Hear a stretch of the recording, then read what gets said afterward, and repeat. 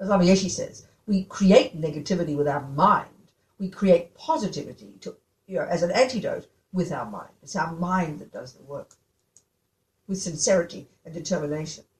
So this third step is you recite this mantra, particular mantra, and do the visualization. This is one example. Then the fourth one, as one of the lamas said, is the most important in terms of the 4 R's. It's the regret, reliance, which includes compassion, the remedy, and the fourth one is resolve. It's the most practical one, the powerful one, like with Chris, like with John, whoever I'm abusing. John, okay, I forget, my boyfriends. So, if I'm prepared to forgive you, Rabina, if you make a decision to change, and we know this is the real one. If we don't make a decision to ever change, nothing will ever change. It's not enough for him to get me off my hook. That's just using him. It's misusing. It's wrong. So it's not enough just to feel guilty. Guilt is that useless. Guilt is, poor me, it's not my fault, I can't help it, or I'm such a bad person. But nothing will ever change. So this fourth one is really very powerful. It's this confidence that knows I can change. Maybe if my bad-mouthing John is my worst habit, I won't lie to myself and say today when I do the practice, I'll never bad-mouth John again. Maybe I'm not ready to say that. But I might be able to say I won't bad-mouth him for a day or a week or for 10 minutes. You start small, and you mean it sincerely because you recognize that's a very powerful thing because that's where you change. And the other 3 steps kind of build up to it. First, the first one is the recognition that I did do it, the ownership of it. It's not my fault, it's all his fault, I can't help it, which is we'll do anything to wriggle out of responsibility. First, owning the fact that I badmouth. Second, then having compassion and the refuge business. Third, doing the practice and the visualizing, purifying it all. And then fourth, deciding to change. This is how everything is. I mean, this is how you change anything. This is courage and determination. Changing your old habits. All the time we're trying to give up old habits, aren't we? I'm lazy, I eat too much. You make a decision to go on a diet. I will change. That's when you change. You can regret eating too much, out of guilt. You can, have compassion for yourself. But until you say, I will change and go on a diet, you will not go on a diet. It's the determination to change. That's really obvious. It's really powerful. That's the fourth one. That's purification. It's not rocket science. It's obvious. Psychologically very sound and very powerful for yourself. Very kind of optimistic. Because guilt is our killer. Guilt, when we keep making the same mistakes, we keep falling, we keep doing the same damn things, and I'm not talking about being Hitler here. We get so overwhelmed by guilt and hopelessness. This is me, I can't help it, it's no good, I keep trying, I keep falling off the wagon, This is what happens to us, because our habits are very deep. We've got to have such courage and such humility, actually, with ourselves, to never give up. I can change. No matter how many times I break my vow, no matter how many times I fall off the wagon and get drunk again, I can change. It is possible. Or whatever it is, badmouth your boyfriend, kill the fish, kill the ants, whatever. We can change. Nothing's set in stone. And it's this confidence, this process, this little kind of psychological skill sort of process to go through at the end of the day. We do it in very formal ways with our books and our things and our bells and our business. Sometimes better to do it very simply with your own self, talking in a down-to-earth way to yourself. Otherwise, it's just all this holy religious stuff, because it's all the mind. It's psychology. And it's up to us. There's no thing we can't change. There's no habit we can't change. We've got to do it incrementally. We've got to be realistic. We've got to be sincere. So it's very powerful. Does that make sense, people? Mm-hmm.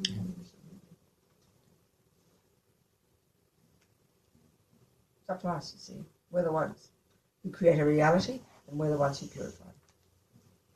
And this is really getting us very interesting, this one of wanting someone else to forgive us. And I'm not criticising us, because we're all like this, and it's very powerful. I know when I was a Catholic, I loved going to confession.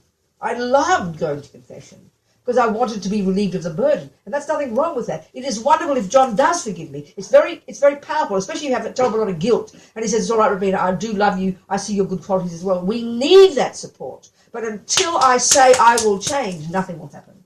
Nothing will change. So we do need support. Nothing wrong with having other people approve of us and forgive us. Good, it's good. So as I said, the Buddha would forgive you. Because he's nice. But it's not the issue. It's not the point. And that's why the one of karma is quite powerful. It makes us see that we are the one who does the harm to ourselves and we are the ones who can do the changing. But this also is where we understand the relationship of a teacher and indeed the relationship with the Buddha.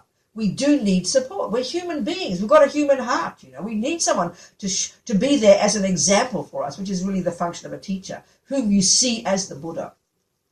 It's very powerful, and that's you using that in your mind, you know.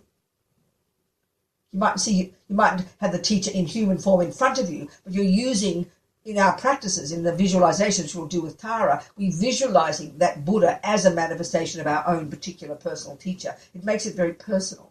So we utilize the reliance upon the teacher as a tool, that helps us do the job better, rather than thinking that they're doing it, they're purifying me. Not that. That's like thinking that John will get me off the hook by him forgiving me. But by John supporting me and saying, yes, Rabina, I do love you and I do forgive you, but you've also got to change. That brings the responsibility back to me. But I utilize his support.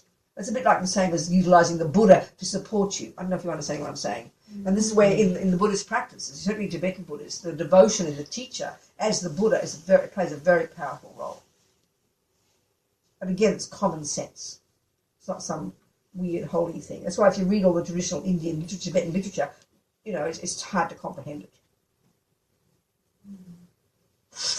We're human. We need support, you know. We don't live in isolation. We live in a relation to others. I mean, try to become a tennis player without ever having a tennis teacher. It's like a joke. You can't possibly. We need, and that's how you rely upon. But you do the work. You do the work. It gives you courage to know you can do it too. That's the point. That's the function of the teacher, actually. So let's do a Tara meditation. Something might be familiar to some of you, and you might like it. That's okay. You don't have to do it. You can just twiddle your thumbs or count sheep while I'm doing it, as you wish. You can do what you like, or watch your breath. I don't mind. Up to you. Okay? I'll just do a real simple version of this type of meditation. Okay. So get yourself comfy, like we've been doing. Just sit up straight. If you're cross-legged, then fine. Just check the body. If you're in a chair, sit up without slumping into the chair. It's much better.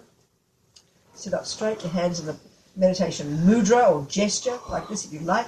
It's up to you.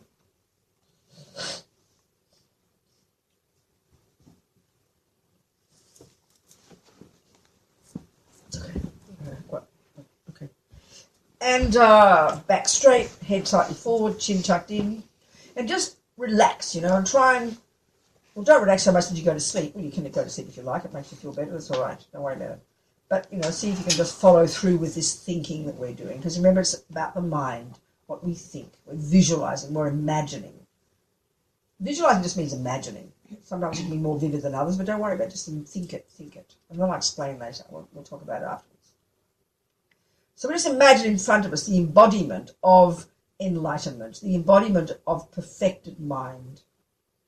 In Buddhism, that's called a Buddha. In Tibetan, Sangye. And this is the goal for each of us as a Buddhist, is to achieve this potential. That's the general idea. You're trying to graduate as your own Buddha.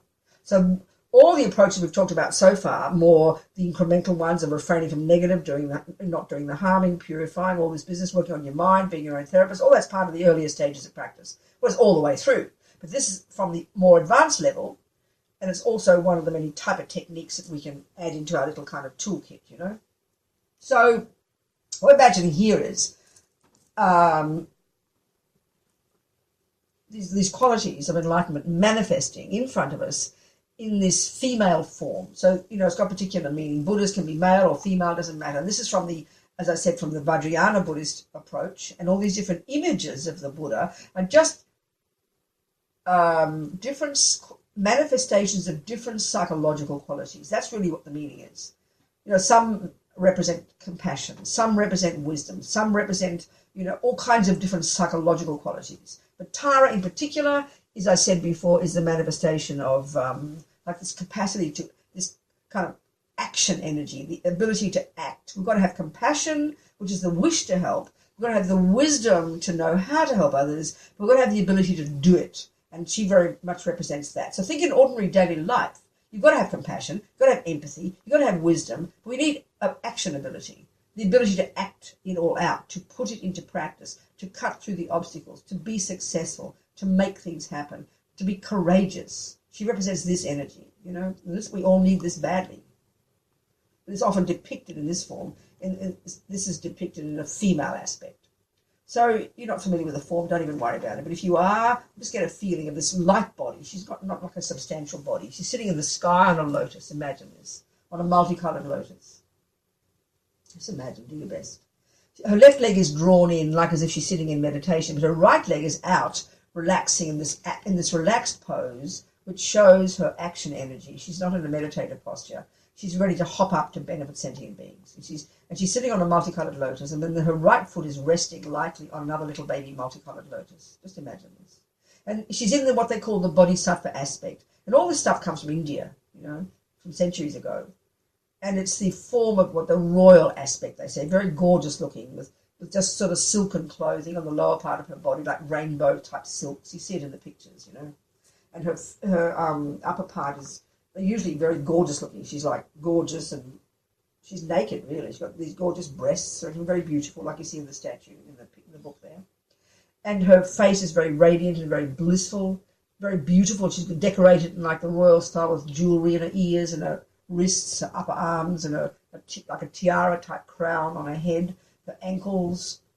Everything's radiant, made of light, utterly beautiful, lifts the heart up, lifts the mind. Very beautiful, very gorgeous, very compassionate looking. So if you've got a spiritual teacher, if you've got a guru, or in Tibetan a lama, a person you rely upon as your spiritual teacher, you visualize that their mind is manifesting as Tara for your benefit, solely to show you how you can become. Think of Tara as a manifestation, as like a mirror image of your own potential, showing you what you can become. All the perfect qualities. Everything's made of light, everything's gorgeous, radiant, beautiful. I feel her as very personal. So now you imagine she very happily, from her brow, sends a very powerful beam, like a laser beam of white light, that enters your brow and fills you completely. This powerful laser light, white light, completely fills you. And first imagine it totally fills you, and it purifies all the sickness and difficulties and heaviness of this body of ours. All the sickness and the misery and the discomfort of the body, the incapability of this body, the heaviness of our body. Instantly purifies all of that. Imagine. Full of this blissful white light.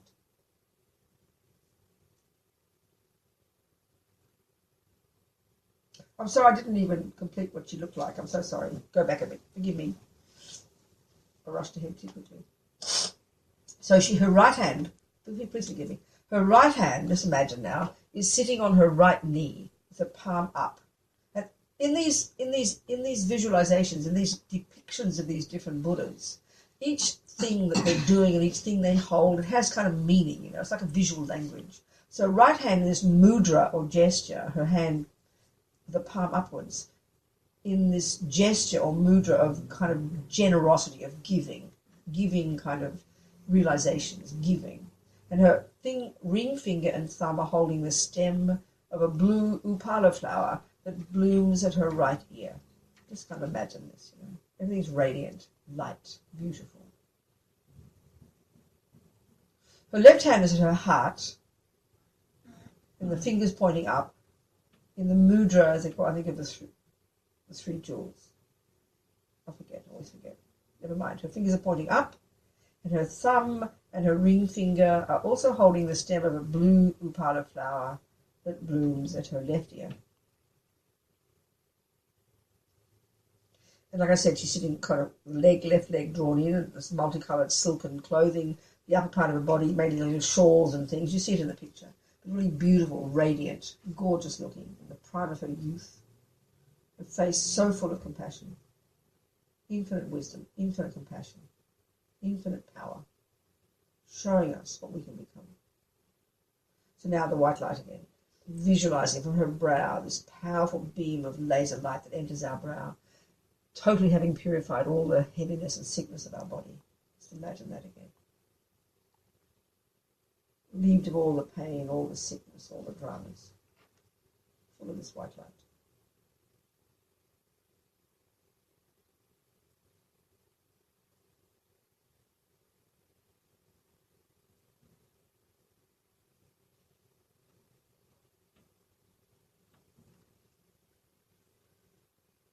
Again, she sends these beams of white light, and this time what it does is purify now. Imagine purifying, filling us completely, right? This powerful laser light, completely purifying all the karmic seeds of all the actions we've ever done since beginning this time with our bodies, all the actions we've done to harm sentient beings, totally eradicated.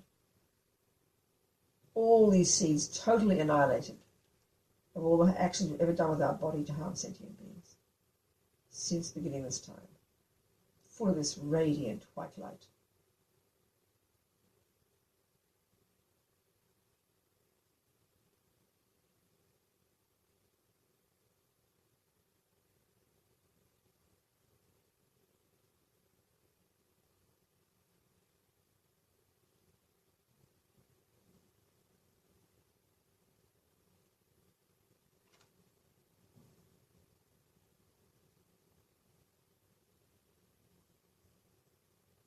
Again, Lama Tara sends this white light, this time filling us with our potential. The potential to utilize this body only to benefit sentient beings, having this capacity to only benefit sentient beings. Not to mention also the capacity in the future, as we become Buddha, to manifest in countless bodies to be of benefit only to sentient beings. So imagine full of this radiant white light, such that any sentient being who sees you, hears you, tastes you, touches you, smells you, can only be benefited by your presence. No way you can harm others. How incredible. Full of this marvelous potential, this radiant white light, my own potential.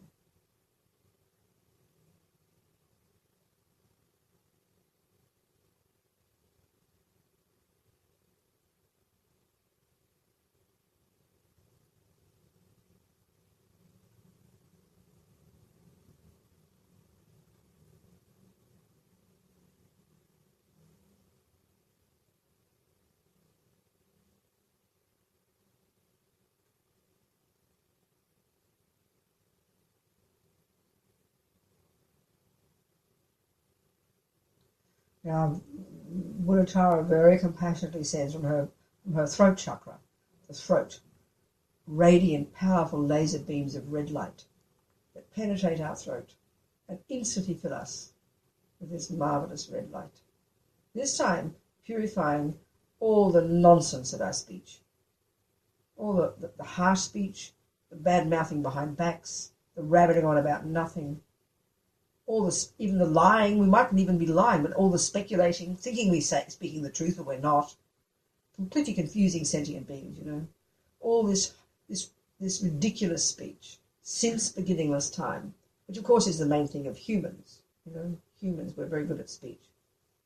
All the nonsense harm that we've caused to so many sentient beings, this red light totally filling us, purifying every atom of all of these karmic seeds we've planted, full of this marvelous red light, annihilating all the negativity. How amazing.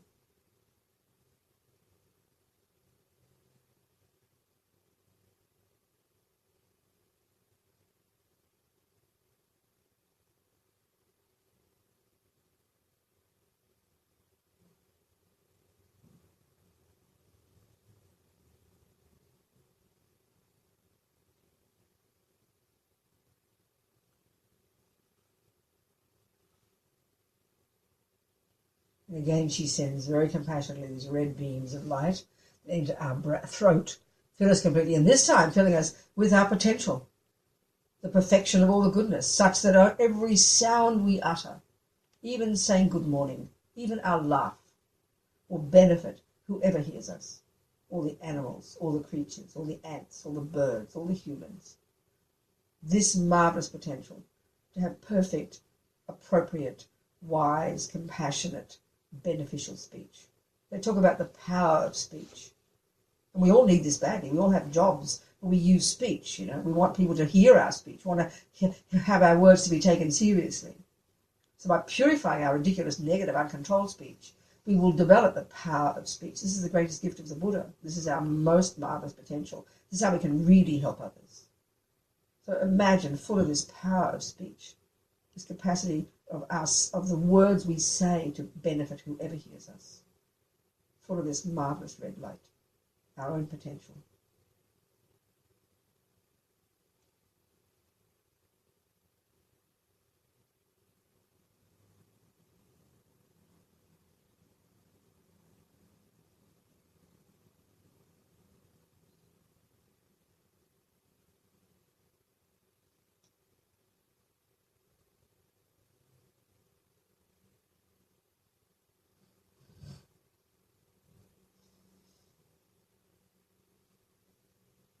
And now Buddha Tara very compassionately sends from her heart, in the centre of her chest, her heart chakra, powerful, radiant beams of blue like the sky, that enter our heart and instantly fill us. And this time, of course, purifying the causes of all this nonsense of our body and speech, which is our mind. The ego grasping that clings to this ridiculous mistaken sense of self, the attachment to get what that self wants, the aversion and panic when it doesn't, and all the other ridiculous dramas, all the low self-esteem and the jealousy and the fears, all of this utterly eradicated, full of this blissful blue light. Imagine.